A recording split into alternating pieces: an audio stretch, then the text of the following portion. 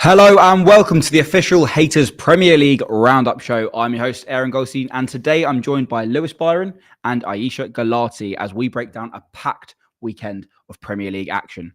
Over the years, football has changed pretty drastically. Sir Alex Ferguson famously once said to his team at halftime, "Lads, it's only Tottenham." And if Erik ten Hag used the same speech yesterday, let's just say it didn't work.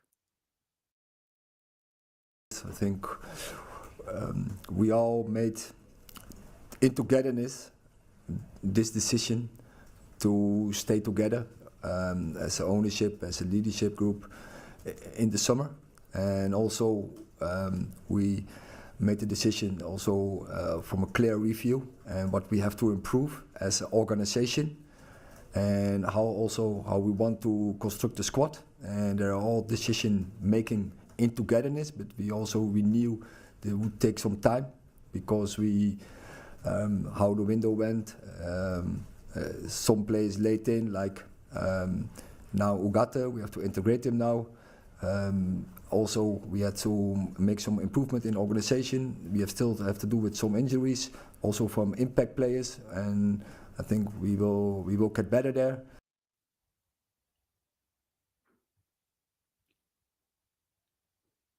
So obviously, Aisha, the question that Ten Hag was being asked there is whether he's worried about getting the sack. Question for you: how long has he got left? Oh gosh, I mean, firstly, it was an absolute shambles, and United were so poor, so horrendously bad. But it's just not that surprising anymore. It's 18 months since that 7-0 at Anfield. And at that point, it was, give him time. And I don't think he's the problem. We've had manager on manager, and nothing seems to be changing. And I don't know what the solution is. I really don't. It feels like it's not working with Ten Hag, and he's probably not the man for the job. But it's strange because we were going to get rid of him in that build up to the FA Cup final. And then all of a sudden we won the FA Cup final, which was amazing. We beat City, really epic.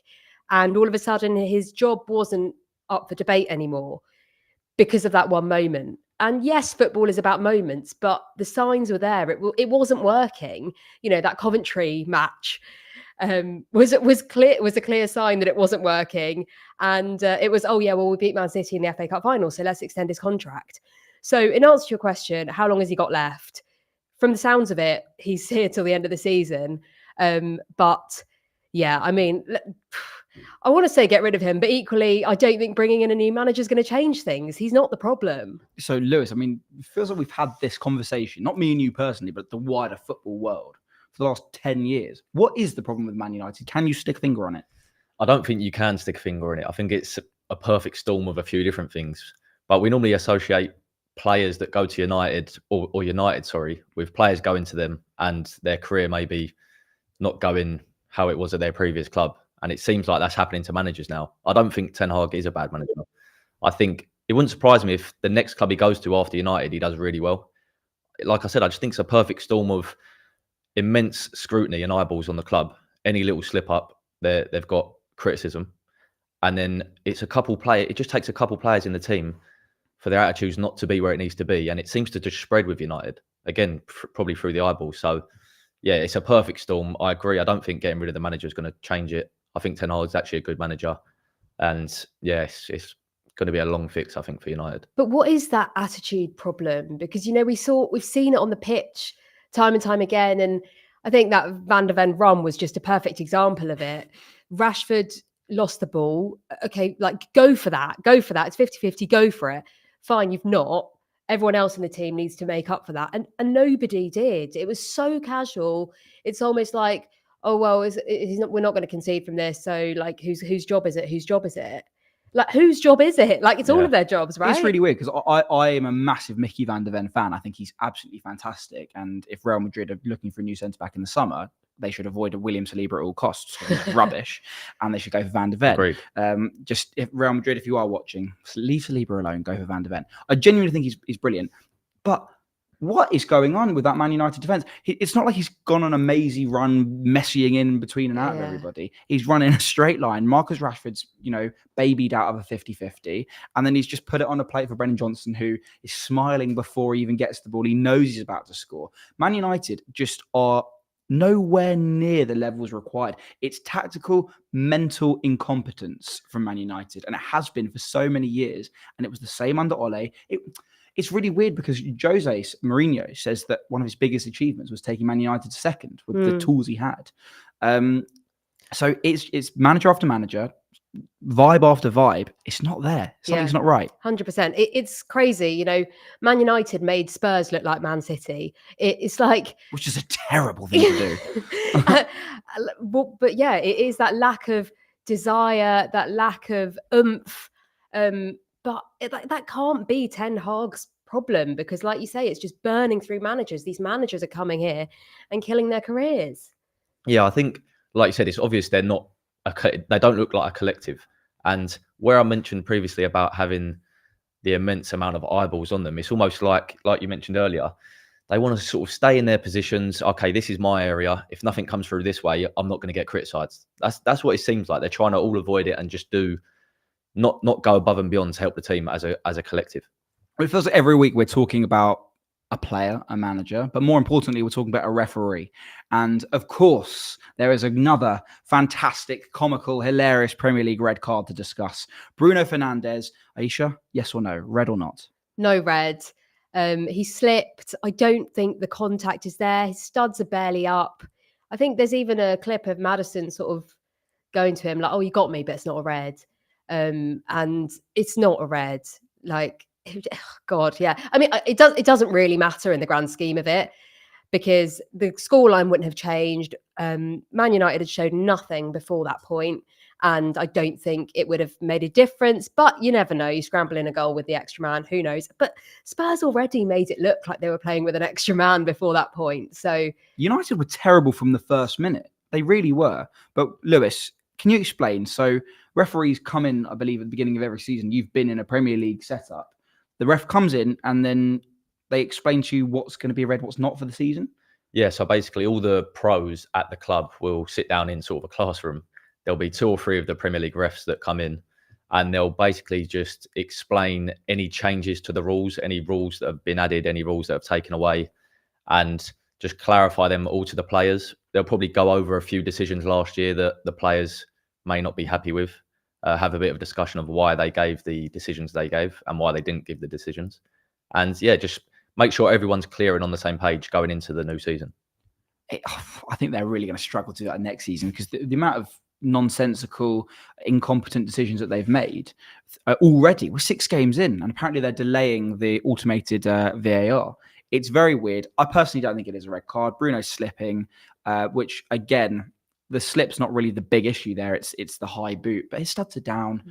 He's tried to keep his studs down as well. Like Bruno's not a malicious player. It's his first ever a red card at Man United. I mean, people love to hate Bruno Fernandes, but it's not a red card. No. And I think the wider football community, as you could see, all Premier League fans are kind of congregating together against the refs. And it's just, and it's just a bigger problem for United now. Bruno will be missing Villa, Brentford, West Ham for those 3 games. And United are a problem, but in those problematic moments, it is often Bruno Fernandes who manages to conjure something up from somewhere and he will be missed. We can talk about how rubbish United were, but in reality, Tottenham were at their brilliant best.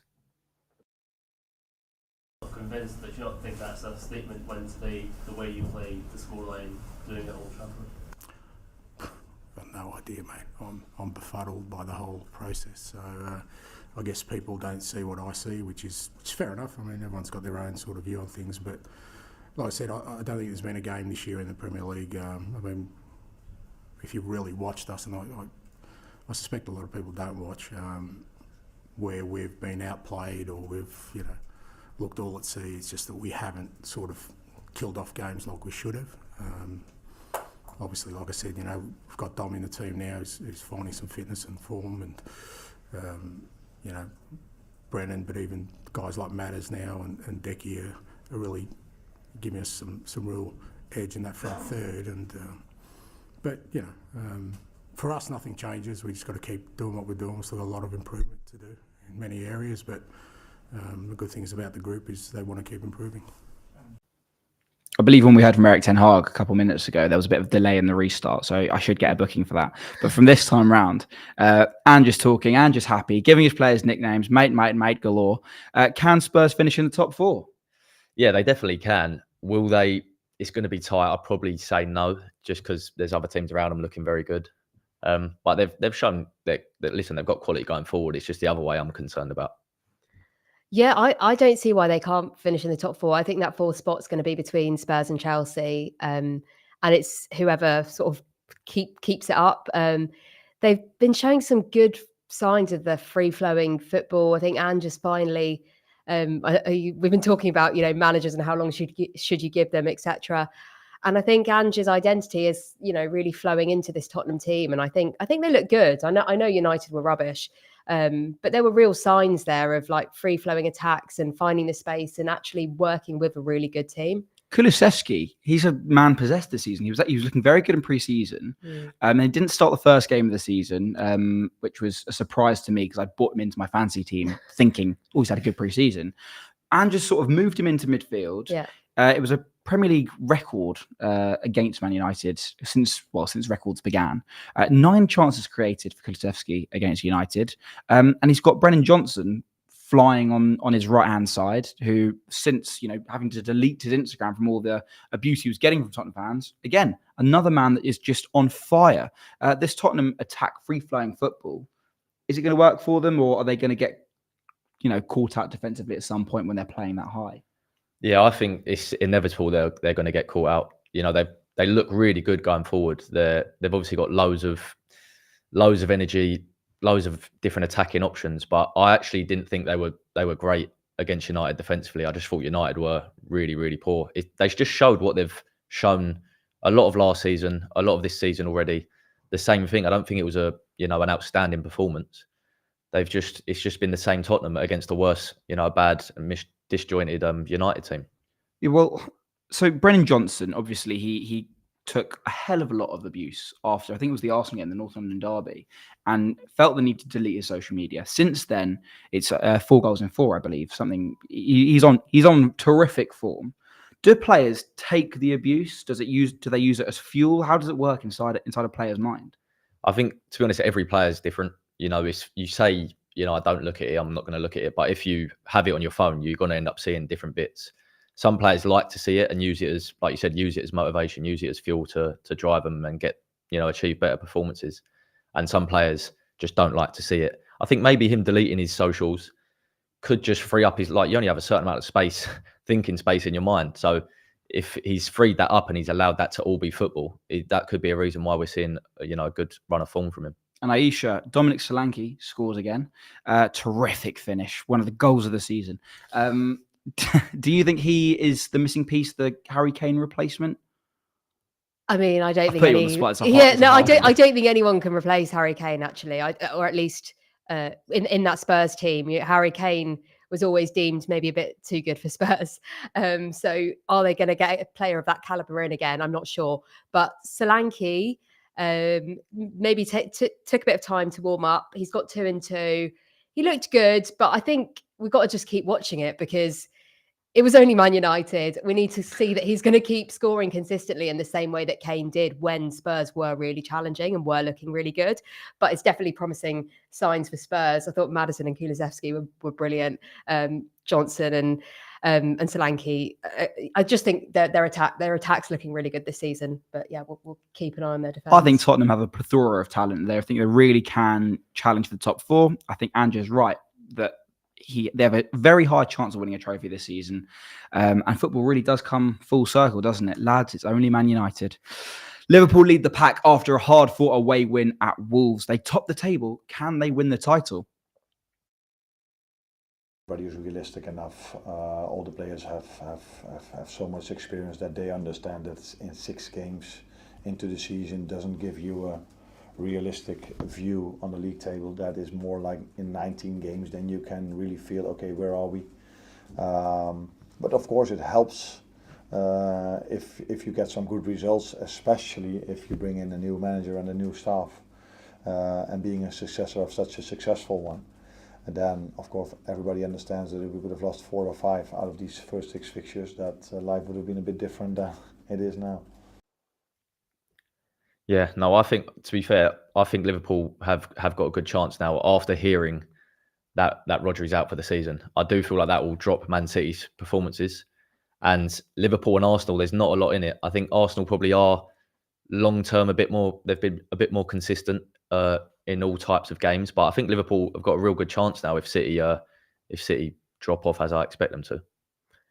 Yeah, I'm not sure. I don't think Liverpool will win the title. I mean, obviously, I don't want them to, but beyond that, I really don't think they will. I think Slot's still in a bit of a honeymoon period. He's had a good run. They lost to Forest. They've not had a huge amount of opposition in the top teams as of yet. I think they've got Arsenal and Chelsea coming up in the next few weeks. Those are going to be really decisive games in seeing how that top 4 ends up looking. But I don't think they're going to win the title now. It was comical defending from Liverpool for Wolves to score. Serious Chuckle Brothers stuff to me, to you. I have no idea what's going on. Is that a concern that's happened, or does this just happen in football, Lewis? I think when you're playing out, as most teams do now, you're always going to run the risk of losing the ball on the edge of your box. The more you do it, the more chance you've got of losing the ball. I just think, the top teams do it. The lesser teams try and copy it, maybe not with the players who are as comfortable in them areas. And if you're a centre mid receiving the ball on the box with your back to, with your, facing your own goal, if you're not as comfortable as you need to be, you might make that pass half a second early, or, take your touch half a second late. And that will be the difference between keeping the ball and losing the ball. And the top players won't do that. They'll feel comfortable. But shouldn't they, start getting more comfortable? Well, yeah, they should, of course. Yeah, that's the idea. They obviously, as you do it more and more, you start to get more comfortable. But then that centre mid, who I wasn't sure who actually lost the ball, but he's now not going to want to be in that situation again. Really, it's going to be tough for him. I think the thing about Wolves, they needed a goal, right? And at the end, they're just playing it between their back line with sort of 2 minutes to go. Like, just what are you doing? Like, go and fight for a goal. I think you stick to your philosophy and your manager's philosophy as much as you can, but you have to take the context of the game into account. And if the context is you need a goal with 2 minutes to go, maybe you won't try and play out all the time, and you might go a bit more direct. I think Liverpool look very good this year. Mohamed Salah's now cemented his place, not that he hadn't already, as one of the Premier League's best. Only 5 players have scored and assisted more goals for one club than he has at Liverpool. He's out of contract at the end of the season. Do you think Liverpool should be offering him a new one, or is it, he's run his course at the club? I thought he's run his course almost the last 2 years, and he's proved me wrong every year. So no, they need to, if they can, they need to keep him. Yeah, he's class, really, isn't he? Manchester City dropped points for the second game in a row as Erling Haaland failed to score for the first time this season. I'm not sure how many times Pep has been asked about Rodri, but from his reactions, it's probably a fair few. To ask me all the time. So of course you're going to miss Rodri. Physicality is present, I know it, but it's not there. So I'm judging what Kovacic, Enrico, and Bernardo after, and the wingers with Jack and Johan, how we have played. It was exceptional. So it's simple. I know that if we were well, because it's not Rodri. I had to find a solution. We're going to find a solution. Look, he is a massive miss. He's one of the best players in the world. He could even win the Ballon d'Or, but City have a very good squad. Surely they've got the depth to go all the way. They do have a very, very good squad, but you're talking about the best player in that position, Rodri, and arguably the best player in the world, as you said. I think whoever you get in is going to be a drop-off to try and, if you want them to try and play that same role Rodri does. So, like I mentioned earlier, it wouldn't be a surprise to me if Man City's performances do drop off slightly. Their performances, they could still win games, but against the top teams, maybe not. Yeah, I don't know. I think he's a huge loss, obviously, but Man City have shown time and time again that their squad depth is just such that they can keep producing those results. Even, over the years, their identity is at the core of the team, and Pep has worked his magic to make sure that every single player is on the same page, and they can just slot in quite seamlessly. Not to the same caliber as Rodri, fair enough, but you've got Gundogan, you've got Kovacic, you've got really great players who know how to win. And I I think Man City will keep grinding out the results without Rodri. Yeah, I think I just go back to, I don't know if it was last season or the season before, where Rodri was missing for a month or two, around that length of time, and they did drop off, and then he come back and they sort of rescued it as they always do. So yeah, I agree. They've got people, Rico Lewis, Kovacic, that can slot in and do that, but they will drop off. But a Man City drop off isn't exactly like that. It's not going to be a terrible team, is it? They're still absolutely fantastic, and obviously I wish any player that gets an injury a speedy recovery. But if you're thinking about it from the Man City perspective, boo-hoo. They've got so many good players that can fill that void. Gundogan as well. They are, of course, they're going to win the league this season. They do it every year. It's boring. 5 in a row is coming. They can do it with and without Rodri, and realistically, everybody knows it. The big talking point really should be Erling Haaland. Rubbish. Didn't score. What's he doing? Yeah, well, he's finished, isn't he? He's done. He can't even score. Yeah, I don't know. Ridiculous. Arsenal made life rather difficult for themselves, but overcame the pressure to beat Leicester at home. Considering Leicester aren't exactly one of the best teams in the league, should Arsenal fans be worried? Yeah, very worrying, and especially on that scenario that and with the performance that we produce. In theory, you should never get to this point. But this is football, and this is the beauty of it in relation to many other sports. And then we have to earn it in a different way, and we did it obviously with the unbelievable support of our supporters, that they were unbelievable again. So 1 week on from being labelled, the most boring team in football history, where they had their backs up against the wall against Manchester City, Arsenal had their most shots and most shots on target in a Premier League game since records began. But they did struggle. It took them till added time to not break the deadlock, but to go ahead again against Leicester. And they conceded 2 goals. This is the best defence perhaps in the league. And they've conceded twice to a Leicester team where you'd very much expect a clean sheet. Is that a worrying sign?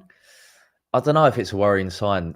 For me, the first half, I mean, Leicester didn't get out their half, barely out their box. It was like a training session where, one team's attacking, one team's defending a low block.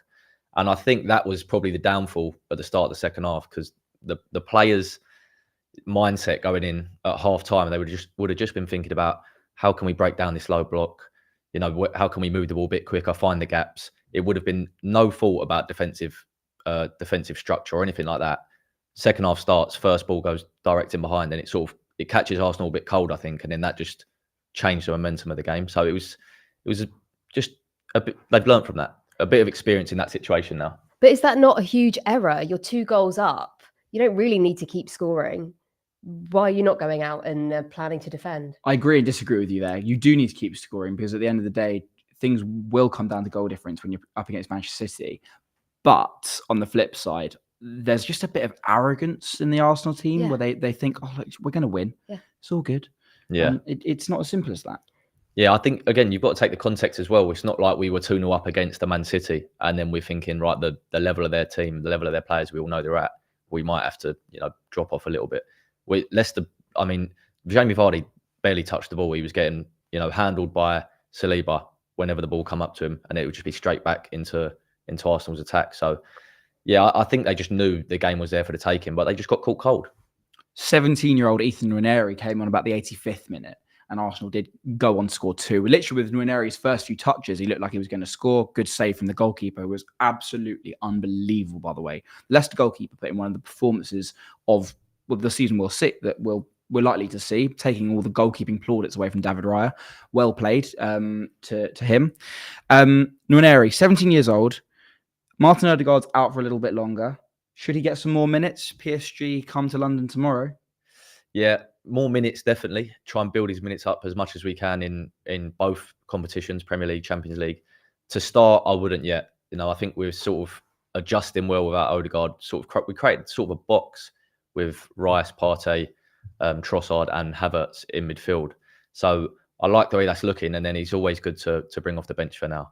And can we ask the question, away from Arsenal, are Chelsea fully back? Cole Palmer, once again, showcasing why he's one of the best in the league, with a first half hat-trick plus an extra for good measure. Yeah, for sure, when he scored 4 goals, but I just said to Cole, he scored 4, he could score 2-3 more.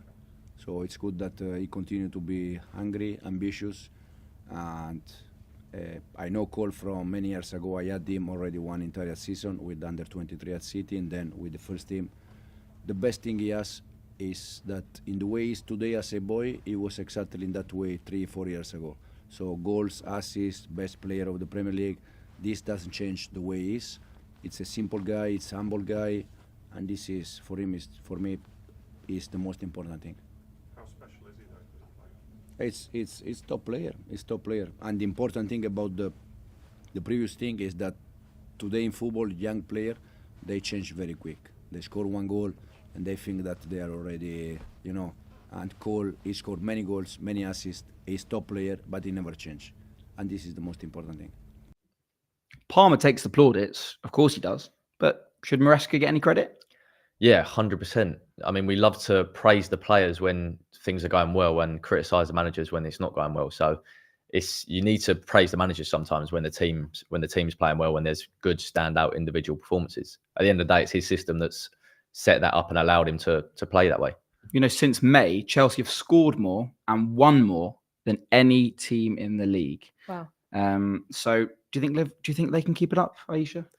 Yeah, I think they can. I think Palmer has just, he's been showing signs of brilliance for a while. And I think this weekend, it felt like a real moment, that incredibly short hat-trick and making it 4 goals. And it could have been more, disallowed goal off the post. You know, he was just a man possessed.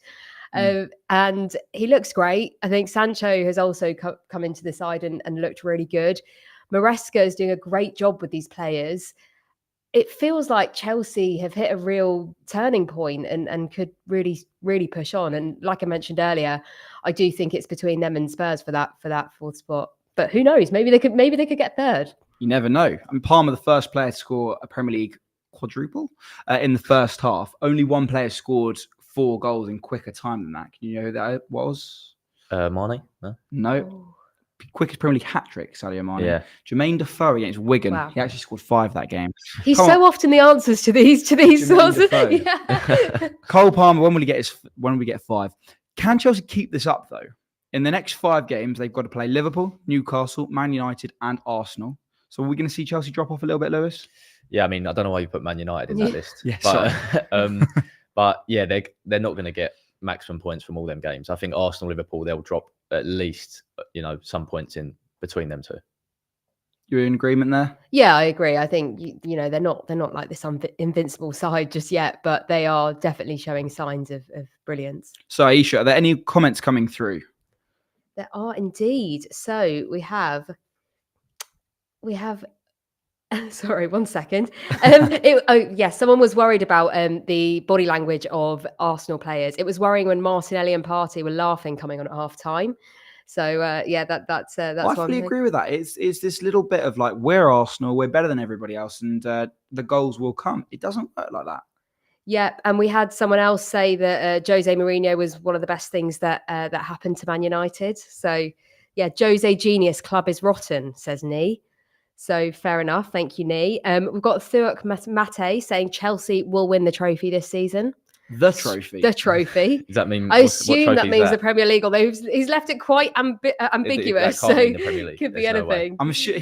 I'm hoping he means the Conference League, because surely they'll win that if they play their best team out there. Premier League, no way. Yeah, we've got Let Off Slugs who says United should assign Wenger.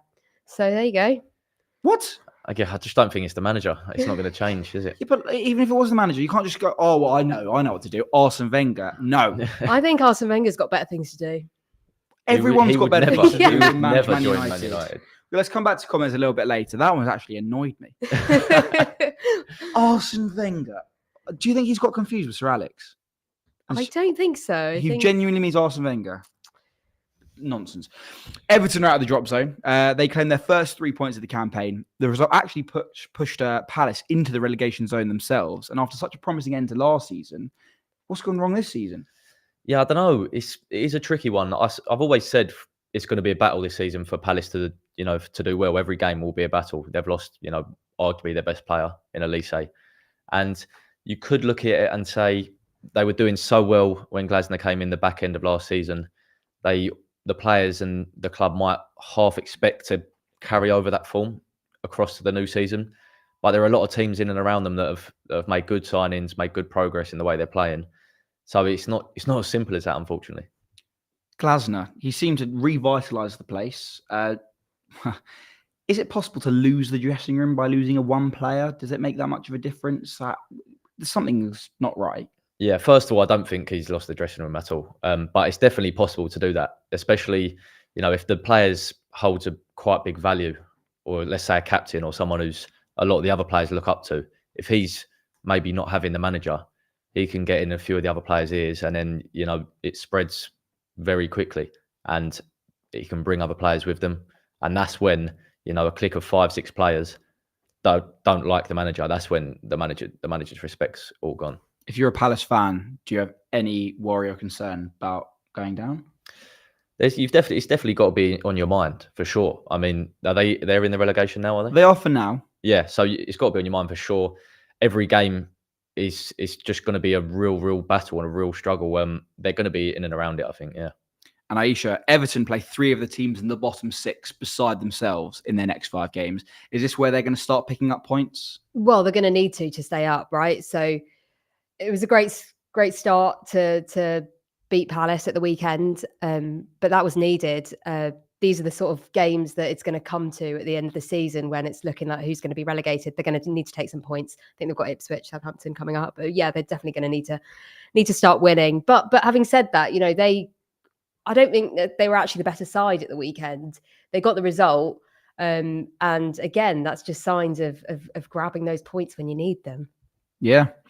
Aston Villa had to settle for a point at Portman Road after a Liam Delap double. We'll come on to Villa in just a second, but it has to be noted now, Ipswich are unbeaten since the opening 2 games where they played Liverpool and Man City. 4 draws in a row. The next 4 aren't too difficult. What have you thought of Ipswich? Yeah, I mean, the game on the weekend, I actually thought they defended really poorly. I thought it was comical at times. I wasn't impressed at all. So to hear that they've drawn their last 4, that surprised me. I thought they've got good options going forward. I really like the lap. I think he reminds me of a bit of a young Harry Kane. The way his movement, the timing, his finishing. But defensively, I do think there's alarm bells should be ringing if you're an Ipswich fan. The thing about Liam Delap as well is he's actually playing well week in, week out. We've had players in the past where they get labelled as the next Hurricane. Evan Ferguson comes to mind for me as the primary example of that. And then they've done nothing really. Liam Delap every single week this season. I've been impressed with him. Ipswich, have they, shocked you a little bit with how decent they've been? Yeah, I think so. But I think any new team coming to the Premier League, we've spoken about this before, it's going to be really hard to compete. So they've got to find what it is that's going to keep them up, essentially. And they've managed to grind out these draws and in Delap find a really great goal scorer. And sometimes that is all it takes to stay up. And I hope they do it. Aston Villa have their first big test in the Champions League on Wednesday as they play Bayern Munich. How do you think they're going to fare against Europe's best? Against Bayern Munich, I think they will struggle. I always think the first year back into a Champions League, the teams never really tend to do well. It takes a couple to sort of adjust back to that level and the type of competition it is. So it wouldn't surprise me if they really struggle in that this year. Oh, it's a huge game, isn't it? It's what Villa fans have been waiting for so long. And it's really exciting that they get to test themselves against the best of Europe. But if you're drawing 2-2 with Ipswich at the weekend, it doesn't really give hope for a match against Bayern. But it'll be really interesting to see that they're gonna have been saving a lot in the bank for this match. So let's see. No, it's hardly an ideal preparation to not beat relegation. You'd like to call it fodder before you're playing one of the best teams around. And I'm excited to see how they fare. Everyone talks about Aston Villa and Unai Emery's, revitalised team. So, they come out of the blocks last year and they're going to take Europe by storm. I'm not so confident. I think they're going to get a real reality check on Wednesday night. Brentford, they've scored within the first minute for the 3rd game in a row. It's a Premier League record. Is it lucky or is it seriously well worked? Yeah, I don't think when it happens a few times, I don't think you can say it's lucky. I think some teams are just naturally in their style fast starters, and some teams have to sort of see themselves into games. I heard Ange say, I think it was Ange or Brennan Johnson say on the weekend that Tottenham are just really quick starters. They just don't need any time to sort of get going. And it's obviously the same for Brentford.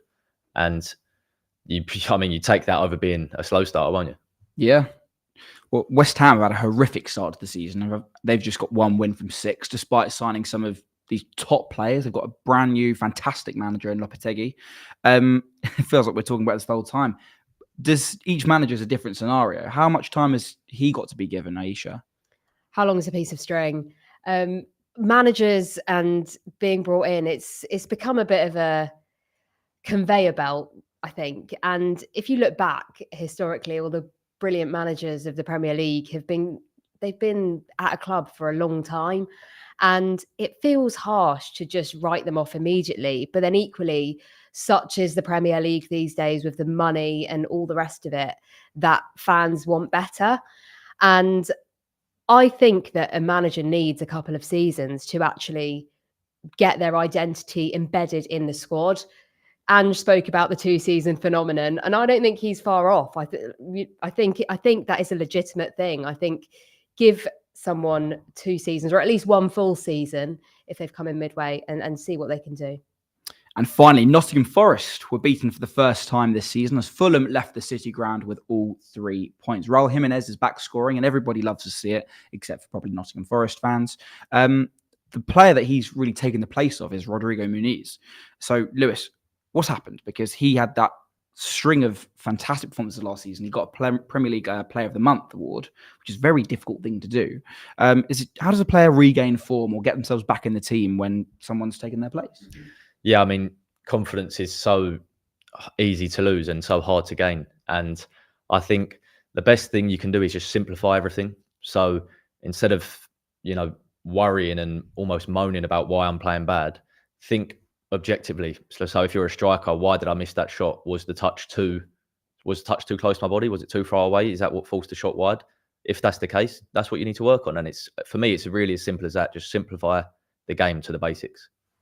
I'm going to ask you both a question here. The next England squad is going to be announced on Thursday. Are there any players that you think should be getting into Lee Carsley's squad? I will put it out there that Angel Gomez, fantastic player. All he's done this season, 1 assist. That's all he's got for Lille. The players that missed out in the last squad that I think could break in this time, Harvey Barnes, of course, 3 goals and an assist so far this season. He hasn't really started. Emile Smith-Rowe, Jadon Sancho, James Maddison. Would you like to see any of them in the next squad? I think James Maddison's got to be in there, definitely. He's proved it with his form, and that's not a new come of form. He's had that form previously for a long period of time. So, yeah, we know what he can do. I'd like to see him back in there. Yeah, I would put Maddison in as well. I'd also like to see Sancho back in as well and just see what he can do.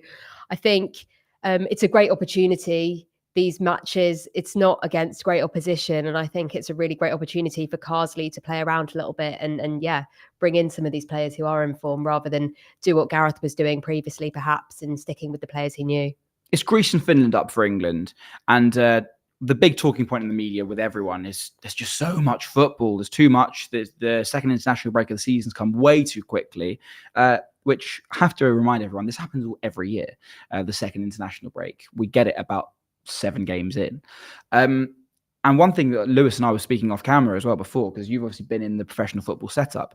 If you play in the EFL, you play Championship, League 1, League 2, you play 46 league games in the season plus cup runs.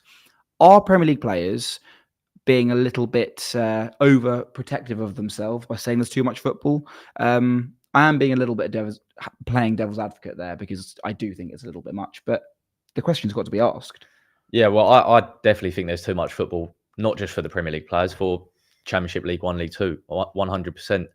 I was speaking at the start of the season about Declan Rice. I think he had 3 weeks off after a 12-month season, which is insane. And the only difference you could say from Premier League to the Championship and below is the level they're playing at.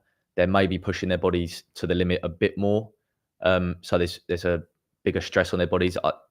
To me, it can also having too many games can kill the fun and demand of football. If you have a little period where there's no games a bit more often, then everyone will be a bit more excited when the games come about, especially the international ones. Yeah, there's a safety element to it as well, right? With protecting players. And for example, in the WSL, they have just announced that this Sunday's match Chelsea versus Man United has been postponed because the Champions League draw has been done and Chelsea are playing the following Tuesday. So they deemed that too tight a turnaround. And in those instances, I think it's the right call because it's around player safety.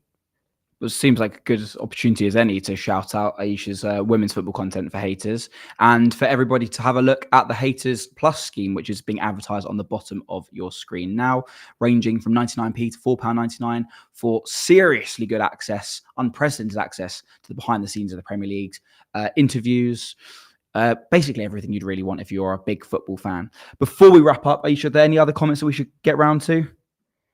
Yep. So we've had someone, SONS, suggesting put Maddison in and remove Foden from that England squad. Michelle Ellis has said way too many international breaks. It's ridiculous. We've had Kevin Lubain suggest that Cole Palmer wouldn't be as good as he is without the work of his teammates. Another interesting opinion. We're talking about managers not getting the right plaudits. Maybe his team's not getting the right plaudits. I mean, I think obviously without your teammates, you can't just play on your own. I don't think it's like, his teammates are the reason why he's producing this great form. It's obviously a big part him, but you do need your teammates as well, of course. Cole Palmer is just ridiculous. Of course, it's not a one-man show. It's not tennis. But Cole Palmer on his own is just unbelievable. That free kick in particular had my eyes like, I was just imagining my heart with my face like the eye heart emoji. How he hit the side netting from that angle is just unbelievable. I will say though, that free kick was 10 yards further forward than where the foul was. Watch it back. No comment, Premier League referees.